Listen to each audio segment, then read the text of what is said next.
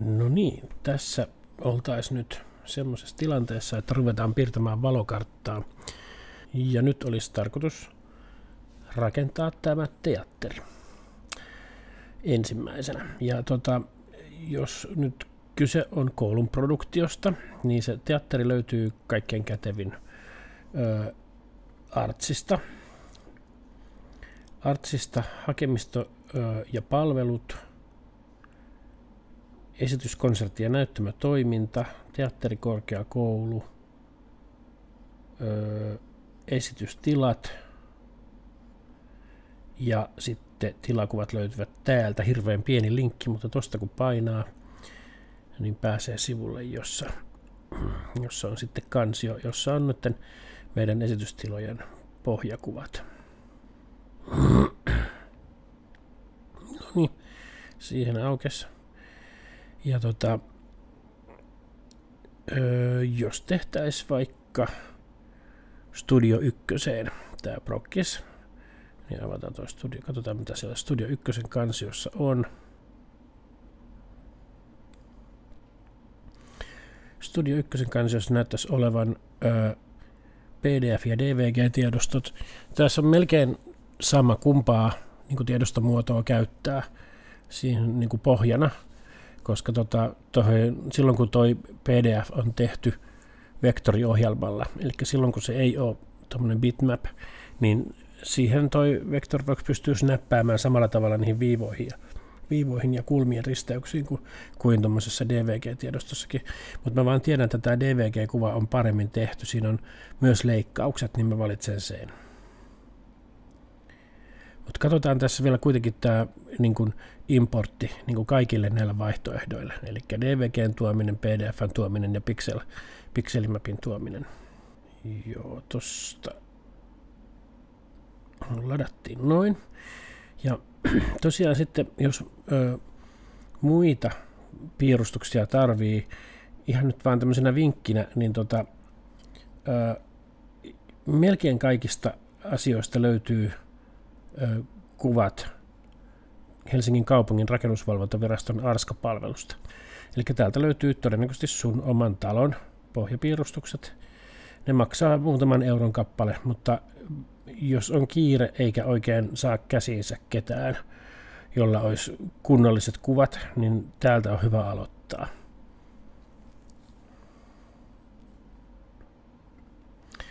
Mutta nyt palataan tähän tuohon DVG-tiedostoon. Katsotaan se tuonne se Studio 1 tuli. Joo. Importti tehdään ihan yksinkertaisimmillaan näin. Niin ensinnäkin importti kannattaa aina tehdä tuommoinen DVG-importti tyhjään dokumenttiin. Sitä ei voi peruuttaa. Ja jos siinä menee joku vikaan, niin sitten käy hassusti. Eli vaikka olisi aloittanut jo valokartan, että mulla olisi vaikka tämmöinen kiertuetilanne, että mulla on tässä jo valokartta, mutta mä haluan vaihtaa vaan teatteria, niin se joka tapauksessa se uusi teatteri kannattaa avata tyhjään dokumenttiin. Ja mä mielellään tekisin sen vielä niin päin, että mä tuon aina sen teatteripohjan sinne valokartan alle, enkä päinvastoin. Se valokartta on hirveän paljon monimutkaisempi piirustus kuin toi tommonen yksinkertainen DVG, niin mä en menisi riskeeraamaan sitä, että jotkut layerit tai luokat olisi poissa päältä, kun mä kopioin ja siirrän niitä, ja näin ollen jotain asioita saattaisi jäädä pois sieltä kuvasta. Niin helpompaa on tehdä sillä, että tuo sen pohjakuvan valmiin piirustuksen alle. Eli file, import single DVG.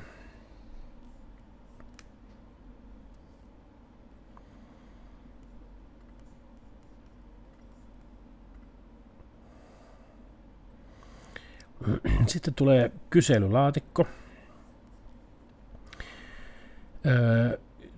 Tässä kohtaa, jos on ulkomaalaisia piirustuksia, niin sitten tässä kohtaa saattaa mennä sitten mönkään. Tämä koskee niin kuin oikeastaan kenenkään muun kanssa ei ole ongelmia kuin amerikkalaisten kanssa, että yksiköt kaikilla muilla on millimetrejä, ja amerikkalaisilla, jos ne on feet and inches, niin tässä kohtaa sitten valitaan se, ja sitten myöhemmin tehdään se muunnos vasta millimetreiksi, että se importti tehdään niin kuin samoilla yksiköillä. Ja sitten myös, että jos amerikkalaiset työskentelee metrisessä mittakaavassa, niin täällä saattaa yksikkönä olla silloin metrejä, mikä on niin kuin ihan väärin, mutta he ei nyt tätä metristä järjestelmää osaa kauhean hyvin käyttää. Nyt ei varmaan tarvitse tehdä mitään muutoksia tässä. Tämän voi tuoda myös referenssiksi. Joskus oikein suuret piirustukset kannattaa tuoda sillä tavoin, että ne ei niin kuin varsinaisesti ole osa tätä tiedostoa, ne on vaan siellä alla katsottavana, mutta omalla tavallaan on helpompaa työskennellä, jos sen voi tuoda kokonaisena tuohon, koska sitten taas kun tulostaa, niin sieltä ei putoile vahingossa jotain, tai kun lähettää jollekin DVG-tiedoston, niin se referenssi ei lähety mukana, vaan se pitää huomata lähettää itse erikseen mukana, eli jos siinä on vain valokartta, mutta ei teatteria, niin se saattaa aiheuttaa hämminkiä. Painetaan OK. Hirveän isoja jotain tekstejä on, mutta muuten, mitä taas tuolta mä piirrän hyödyntäen näitä valmiita muotoja, niin mä piirrän tänne yhden tämmöisen ristikkoruudun.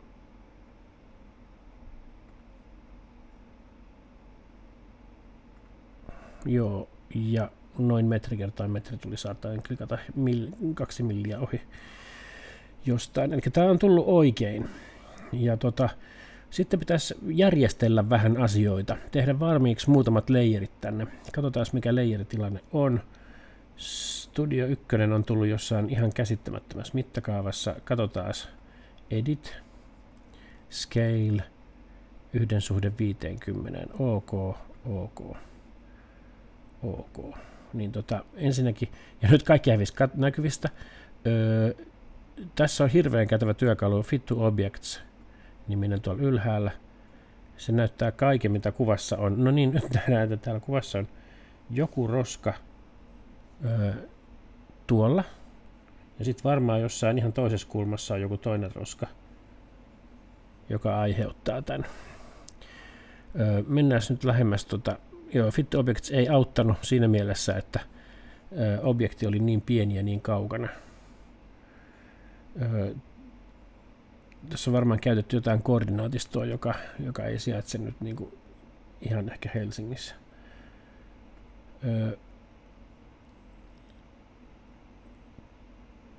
Täällä mä kokeilen ensin pienentää, että voiko tästä pienentää fonttia vaan alaspäin. Ei voi, se on jotenkin muuten tehty. Tämä, se on symboli. Ahaa, okei. No, sitten mä voisin sammuttaa vaan, niin mua ei ehkä kiinnosta nyt noin. Tässä on tämä sammutus- ja siivoustyökalu, eli tämä silmä, missä on nuoli, niin nyt tämä on sillä, että kun tällä kun klikkaa, niin voi muuttaa näkymättömäksi sellaisia luokkia, jotka ei kiinnosta. Ja se aina niin kuin vetää, minkä päällä onkaan, niin se vetää ne samalla värillä, tällaisella punaisella korostevärillä. Niin tässä näkee, että mitä on sammuttamassa. Ja nyt tuossa ei sammu mitään muuta kuin nämä numerot, niin mä teen ehkä ihan selkeyden vuoksi tuolla, että mä vaan sammutan ne. Nehän siis ei hävinnyt minnekään, ne löytyy edelleen täältä luokista. Siis kun tuo DVG-kuva, niin DVG-kuvan layerit on siis luokkia täällä Vectorworksissa, ja ne löytyy täältä, ja nyt sitten ne oli jotain näitä, mitkä on nyt sammutettu SU002-nimisestä layerista tai luokasta.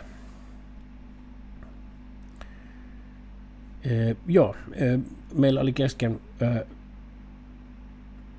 layereiden säätäminen. Nämä layerithan tässä Vectorworksissa, niin näitähän pitää ajatella sillä tavalla, että ne olisi oikeassakin elämässä eri papereita. Ja toi Studio 1 saa olla tuon niminen, se voisi olla myös se niin kuin Studio 1 DVG, sen nimi. Sitten toi Design Layer, ei nyt heitä tästä roskikseen, vaihdetaan sitä vaan nimi. Mä nostan sen tuohon studion yläpuolelle, koska myöskin tämä layereiden järjestys vaikuttaa siihen, että millä tavalla ne peittää toisiaan. Tässä voisi olla teatteri-niminen, se olisi niin kuin ensimmäinen, mikä piirretään. Ja sitten jos aikoo käyttää seinätyökalua, niin tämähän voisi olla omalla tavallaan hirveän kätevää, että täällä on määritelty seinän korkeus valmiiksi. Melkein aina mä kehotan tekemään kyllä noista primitiiveistä noi seinät, mutta katsotaan, jos mä teen myöhemmin semmoisen tutoriaalin, missä käytetään seinätyökalua, koska seinässä on omat hyvät puolensa, siihen saa hirveän kätevästi ovia ja ikkunoita noista valmiista systeemeistä. Joo, pannaan se okoks. Teatterin päälle tulisi varmaankin semmoinen layer kuin lavastus. Ja sen päälle tulisi varmaan valokartta. Varmaankaan ei muita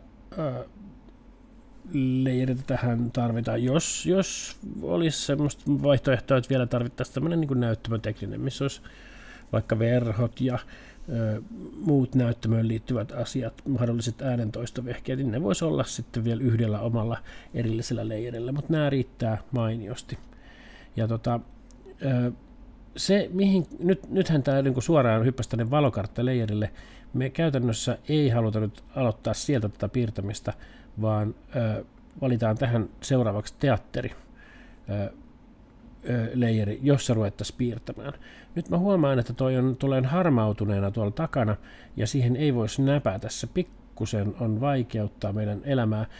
Viewn alta muutetaan vielä layer optioneista. Siinä oli snappi kuitenkin päällä. Gray snap others. No tää riittää. Joskus saattaa olla parempi toi show snap others, mutta ehkä kokeillaan tuolla gray snap othersilla, niin ainakin erotetaan, missä on meidän omat viivat ja missä on sitten niin kuin tämän valmiin tilan viivat. Niin nyt olisi tarkoitus, koska tämä saattaa sisältää epämääräistä piirtämistä tämä kuva, niin kuin täällä näkyykin, niin mä piirtäisin kaiken vaan uudestaan, että mä saan tästä niin kuin yksinkertaisen ja siistin tästä kuvasta. Ja tosiaan, kun tässä on vinoja seiniä, niin mä käytän polygon-työkalua. Mä ensin piirrän vaikka tämän yhden pitkän seinän, kierrän kaikki kulmat. Tuossa mä etenin nuolinäppämällä. Täällä on just kohta, jossa seinä kääntyy. Mä en yritä tehdä koko taloa kerralla, vaan mä tulen yhdistelemään sitten noita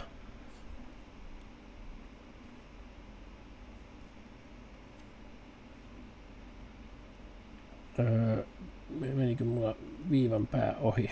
Menipä hyvinkin. Tämmöistä ei tietysti tarvitse sattua, että saisi niin kuin hyvät umpinaiset pinnat. Ja nyt vaan jatketaan. Tuolta tehdään.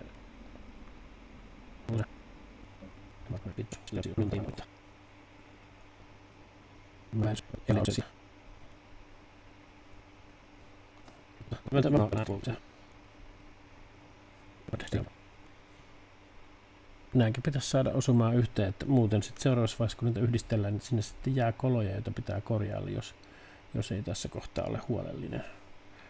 Huolella taas liikutaan, siinä mentikin pitkä pätkä kerralla. Ja niin, siinä olisi tilan seinät, sitten valitaan kaikki seinäkappaleet, tehdään niistä yksi yhteinen, eli add surface-komennolla. Sieltä pitäisi silloin kadota kaikki poikkiviivat tuolta väleistä. Ja sittenhän tämän voisikin extrudata niin korkeaksi kuin toi seinä on, ja täältä kun katsoo kuvasta, niin se näyttäisi olevan 4877. Extrudataan se model, extrude 4877. Ja tarkistetaan 3D:ssä, että näyttää hyvältä. No, siltähän se näyttää.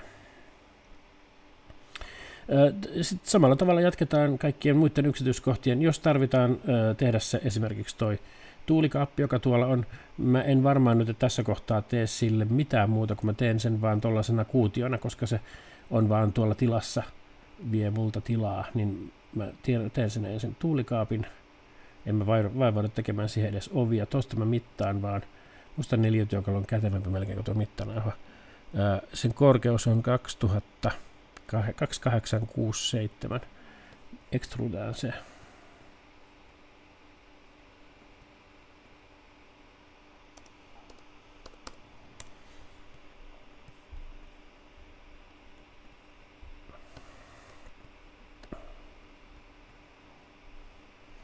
Siellähän se on.